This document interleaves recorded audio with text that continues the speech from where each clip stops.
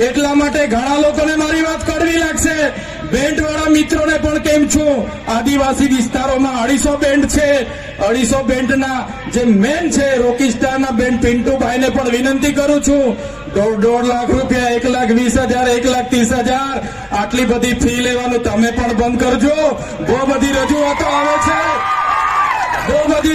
આવે છે, એટલે બેન્ડવાળા મિત્રોને પણ વિનંતી કરું છું, માપનું ડીજે રાખજો, માપનું સાઉન્ડ રાખજો, માપના કલાકાર રાખજો, પણ આપણા લોકોને પોસાય એ ભાવ રાખજો. નહીં તો આવનારા દિવસોમાં આ વિસ્તારમાંથી બેન્ડ વાજા પણ અમે બહિષ્કાર કરીશું.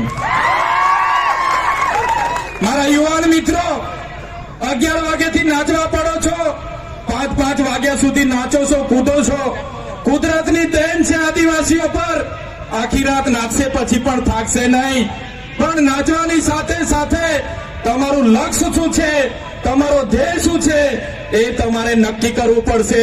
અને અહીંયા વડીલો માતા બહેનોને પણ વિનંતી કરું છું, તમારો છોકરો આઈફોન લઈ માગે, KTM લઈ માગે, R1 લઈ માગે, જે પણ લઈ માગે, એને તમે પહેલા ભણાવો, ગણાવો, એને એની કારકિર્દી બનાવો, પછી એને તમે તમારી બાઇક લઈ આપવાની, 4 વ્હીલ લઈ આપવાનું હોય તે કરજો.